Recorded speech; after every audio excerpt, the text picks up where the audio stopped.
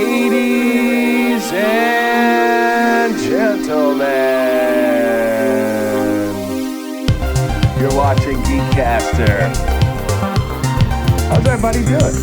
Michael, aka Seven, and today we have the one, the only, the Dayveonne. Yeah, Jersey born, Dayveonne Bussy, aka Major Day I don't miss. How's everybody doing today? We're GEEKCASTER, and we're everything sci-fi, fantasy, geek content, technology, and culture. And today, we got a lot of stuff here today. A lot of stuff to talk about.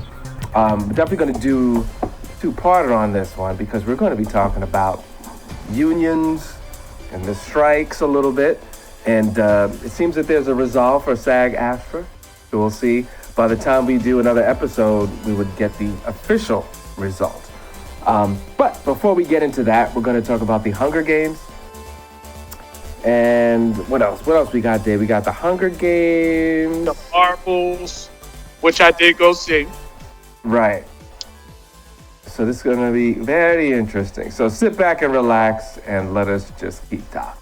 How about that right now? Yes, because we're going to keep talking.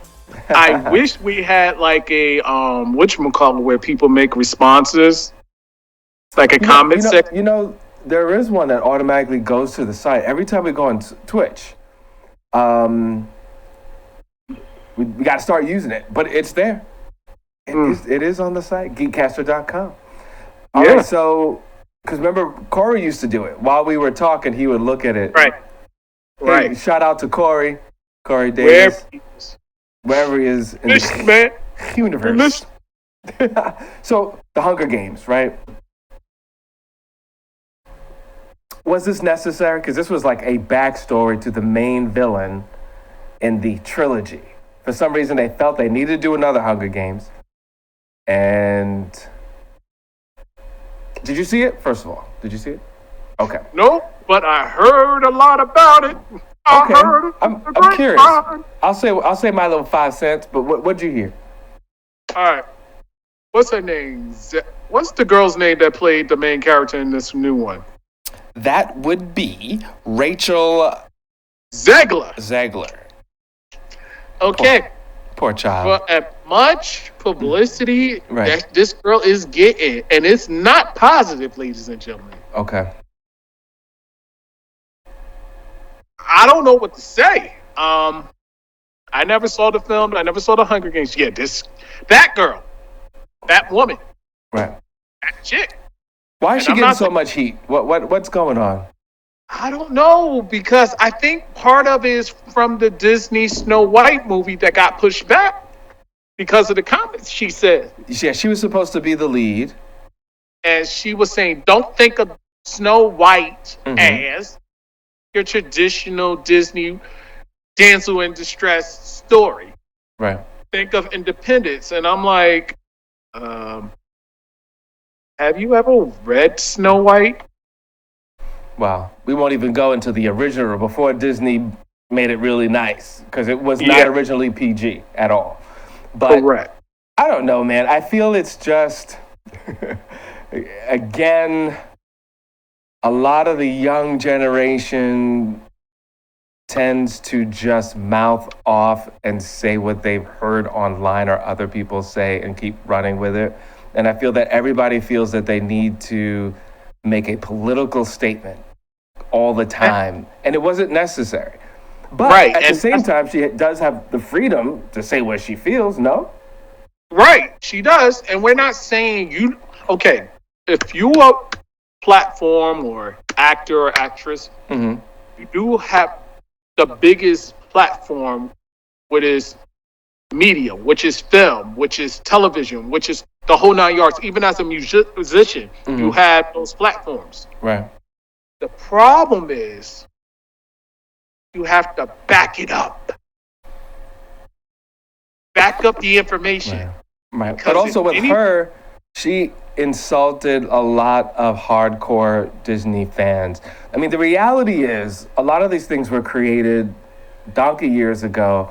And even if you watch shows from the 90s, right? That far more the 80s and 70s and 60s and 50s. There's a lot of things that are not okay today that are said and done. So but anyway, so she got a lot of heat. Now, when it comes to just this new version of the Hunger Games, I don't think you could. Some people said her character was annoying, but I don't think you could really blame her that much. I think it's a lot with the directing or the writing. But it could be a fine line between I don't know. It could have been her. Now I think about it. I don't know. I mean, I don't know now because it was a little annoying. But I just feel it was like the editing, just how it was written. It was really this quirky kind of showgirl. Like you thought you were in a musical a little bit. Some people I spoke to that actually read the books felt that this character was not portrayed in the way that the books presented it. So they didn't like it. They said it was like a little too much. It didn't really gel in the world. And I felt that her character was a little out of place. But with that being said, I would have to say Viola Davis. She did her thing. But I feel her character was it felt very much like Amanda Waller. Like she always do in Suicide Squad. Yeah. It felt, I felt like they, on purpose, they really went in with the makeup to really differentiate those two characters. But it was that same kind of evil, I'm smarter than everybody, I'm thinking 3 steps ahead, which I like, and she killed it. I think she delivered what was given to her greatly. She's an amazing actress. Shout out Viola Davis.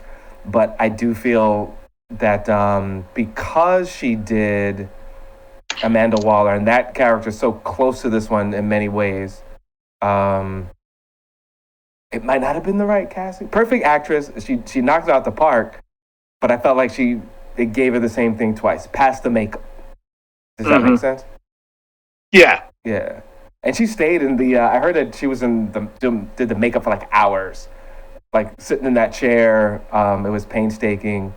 But also, if you're going to do all that makeup and spend that much time, don't you want to make the person look different? Like, it varies because it depends on the whole story. It depends on, did she doing fight choreography? Was she just at a pedestal majority of the time or talking? Talking, moving. She did move around a little bit. I mean, she delivered. That's the thing. Maybe if, I think if they made her look totally different, they didn't even recognize that was her, it would be a little bit more like, ooh. Just because she did that other, Amanda Waller so well. Like, I don't think anyone else could play Amanda Waller but Viola Davis. And this was not that much of a departure from that character. Gotcha. Tim Blythe, I think that's how you say his name, or Blythe. Blythe. Typical skinny blonde hair hero / something else. You got to watch the film. So I guess that was called for it, because I mean the villain, looked a particular way, so they had to find someone young. I mean, he delivered. I would say this, like, even Rachel, for the most part, there were really good moments of tension. There was not that much story for me there. I felt like it was fast food. Like, it was satisfying for the moment, but then when you look back, you're like, did I really eat anything? Worth it? Say it again? Is it really worth it? Yeah, was it really worth it? I'm like, no. But I would say the director and editor, because I always got to give both of them props, because the director and the editor make the difference. They really do. Especially the editor. they created really good moments to make you feel like you're watching a film and really try to push like there's something more there. There were a couple characters I really think weren't needed to the story, like the main characters, Tim Blythe's sister. That's played by with Tigress Snow. Mm-hmm. That character was not really. It didn't really push the character at all. I mean, there's one line at the end that I guess that was important for the sister to deliver. Again, really creating that bridge to the trilogy. Right. But, you know. Yeah, I really wish that their family had more of a stake and a role in the film. So you feel more invested in the family rather than just him as a main character. There was this revolution part in the film. I don't want to give too much away for those that want to see it. But if you're a fan of Hunger Games, you just need more. It's kind of like Star Wars, where, okay, well, if you want to watch Rebels, you know, you should do it because you're a fan and it gives you more content. But was it really necessary? No. Ahsoka is cool, but was it really necessary? No. Yes. No, was it? Yes, it was. No, was it? No, was it? Yes. No, was it? Not really. Yes, it was. In the scheme of things, no, was it? Do you feel you know anything about Star Wars and the universe, and do you feel that your mind opened up anymore just because of Ahsoka? No, it's just all about learning about her. I mean, yeah, she's a very attractive actress, and she's good, and she's always been, and she did what she needed to do. But was it really necessary? And they're already thinking about expanding and doing other stuff, and sometimes things don't need to be expanded. Oh, by the way, for everybody out there, if you're really into Sylvester Stallone, there's this doc called Sly. It was great, especially for people that write and direct and produce. Like they create their own story and do all the different little giblets. Right. You should definitely watch Sly. And if you're a fan of Sylvester Stallone, you really learn more about his past and how he developed the characters and how much of himself and his family life ended up in the films. And also this concept of, you know what? You don't need a Rocky 12. He's like, I'll do another one, but some things need not to have more. So that's what that made me think of that. But it was great. And also, just to let audience know, if you want another documentary, yes, give us more. Yes, what you got? The Tyler Perry story, Maxine's Baby, on Amazon. If you want to basically learn about the trials and tribulations and what Tyler Perry went through to get to where he got where he is today.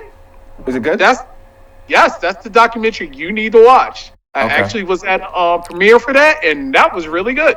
Okay. Did he direct it? No. Who directed this? Hold on, give me 1 second. But it's a really good documentary. It talks about his life, the ups and downs, what he went through. Mm-hmm. It was directed by Jalil Bekela and Amani Ortez. Okay. Amani Ortez, sorry. Okay. I don't know what in the studio jumped in my throat. Sorry, folks. Dust to dawn, ladies and gentlemen. He's a vampire, ladies and gentlemen. And we're live. And he's drinking lemonade. Yeah. Is it lemonade? Mm-hmm. He sure is. Or is it? That's right. You gotta have a studio stash. Don't tell nobody. So that was it. So, okay, cool. So we got Tyler Perry doc, Sylvester Stallone, then the Hunger Games. What else is on our list today, sir? The Marvels, ladies and gentlemen. The Marvels. Okay, now this is a switch. Heard things and you saw it. Now, so let me go and then you knock it out the park with what you actually saw. So, same thing that I was saying, like sometimes I feel like right now, even with doing the show, even doing GEEKCASTER, right? This is real conversation, folks, real conversation.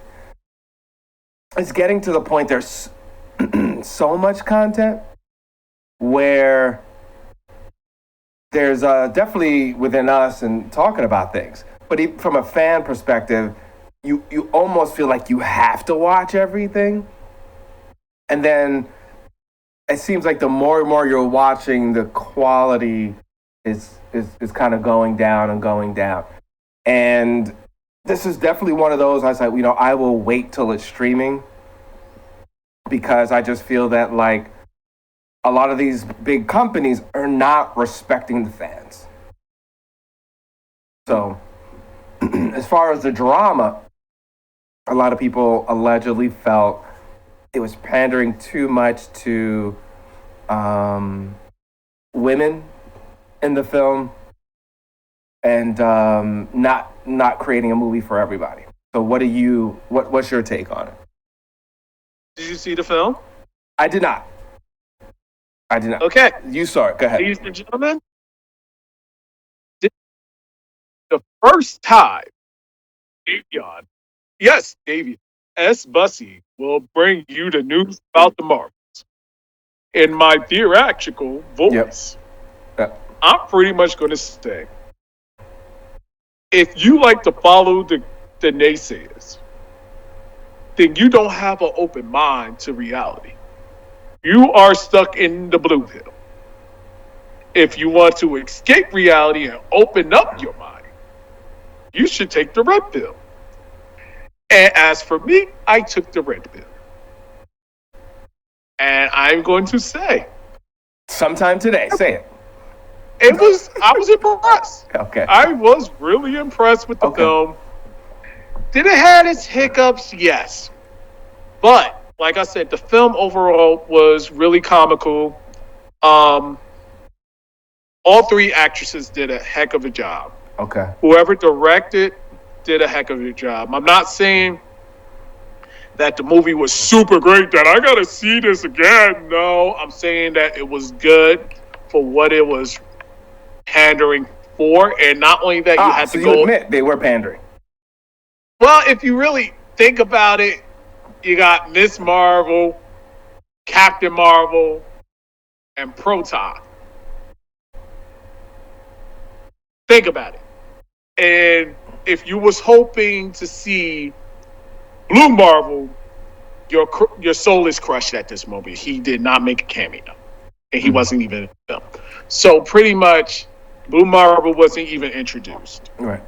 But it made sense because you got 3 female leads in the film. Mm-hmm. What do you expect?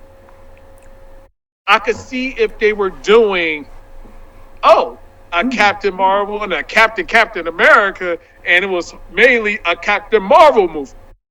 This was what it was supposed to be. Well, see, this is the thing, Dayveonne. I'm on the fence with that because Wonder Woman, the very first one, did you get that feeling that like you couldn't watch it, you couldn't enjoy it just because you were a male? No. Did you get that feeling with Wonder Woman 2? You know what? No, I really didn't get that feeling with Wonder Woman 2 because of the fact that they were escaping from the dark and gritty version of what Wonder Woman was. Like the first one was well balanced because it catered to the action-packed Amazonian woman who was going through on, compared to the sequel, which was lighthearted in a sense because the story was supposed to be lighthearted. So you can't get mad or upset the way the direction went because they was trying to cater to not just the male fans. Right.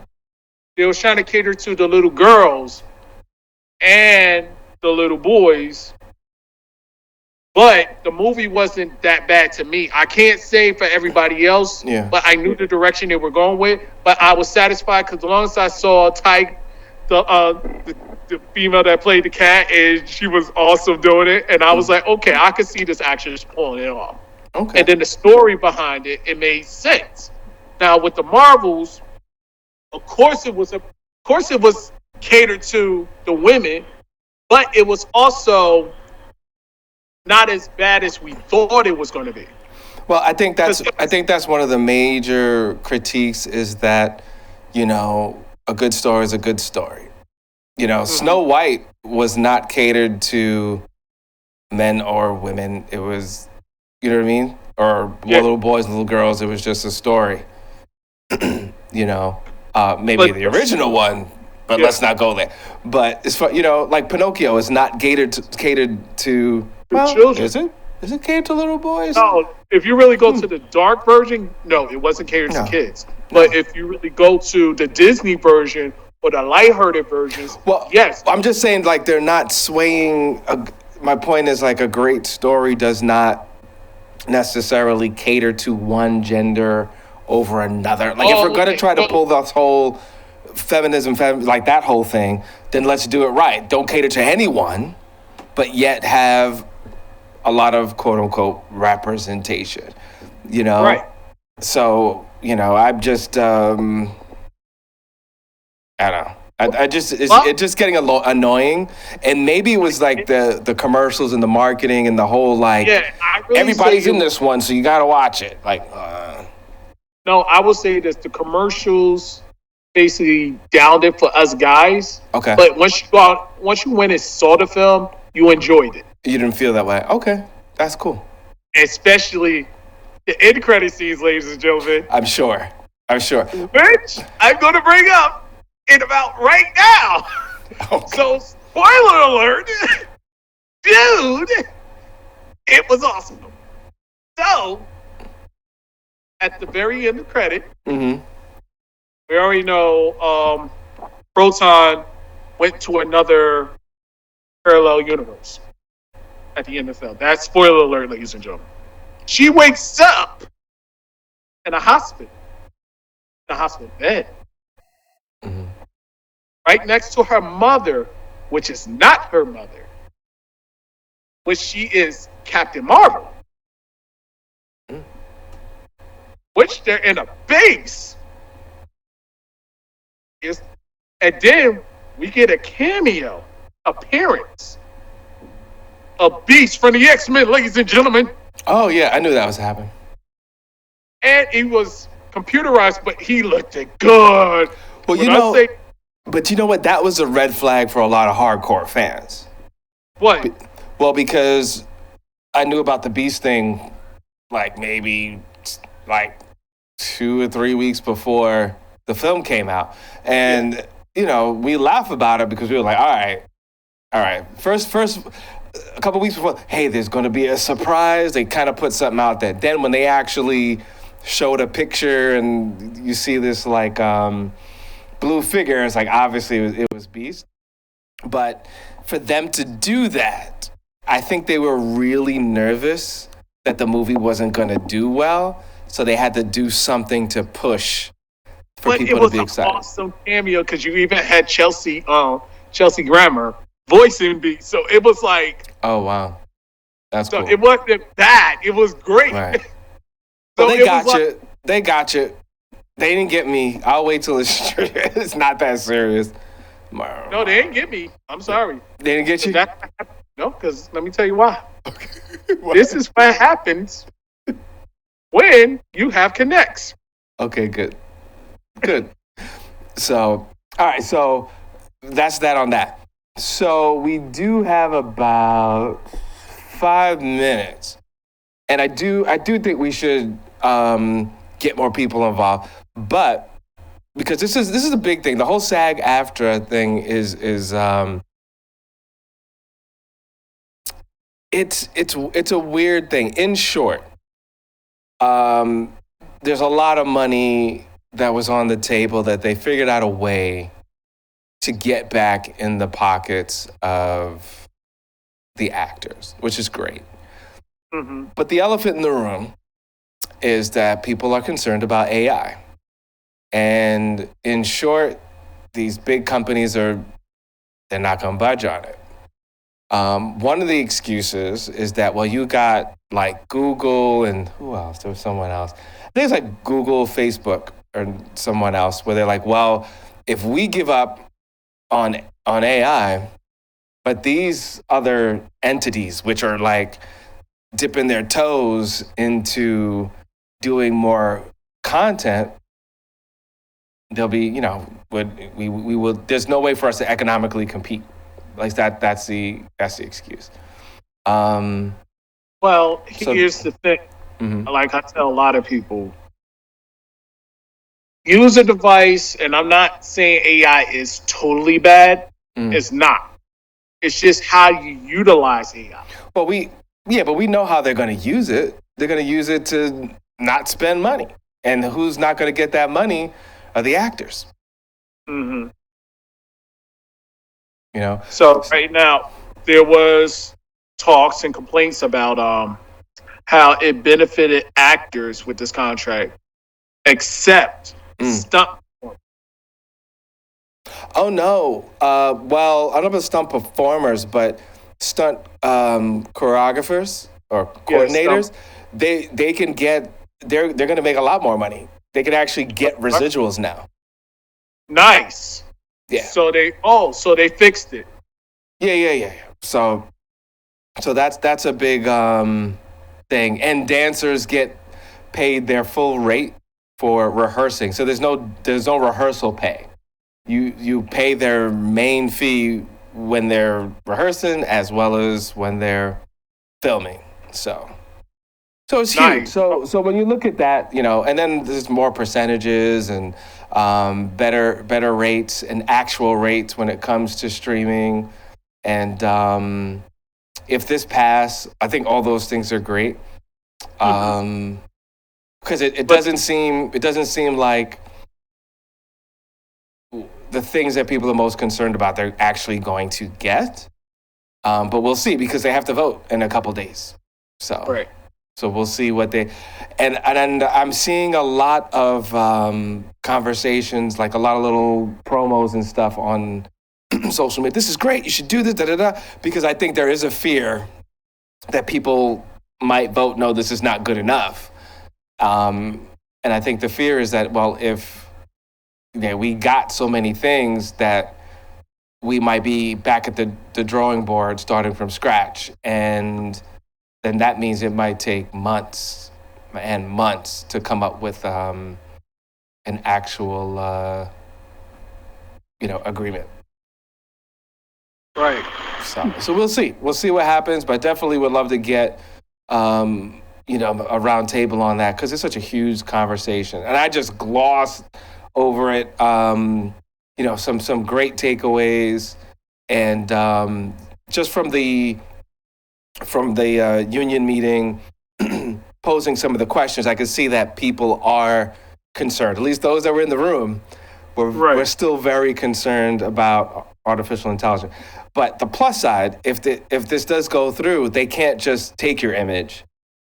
They have to, if you're a union, they have to let you know what they're doing and this and that.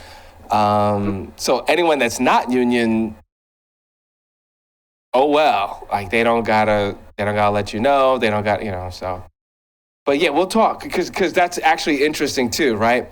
To say all the stuff with the union, we'll just. But here's the other kicker. Then, if that's the case, then me as an actor, independent actor, I have to basically find a way to be SAG. But then here's the other counter to that. What about people that are not actors, that they could utilize their likeness? That's it. And you know what? We'll pause it right there because we're running out of time. But we will do a whole show on this. Thank you for watching GEEKCASTER. We're out.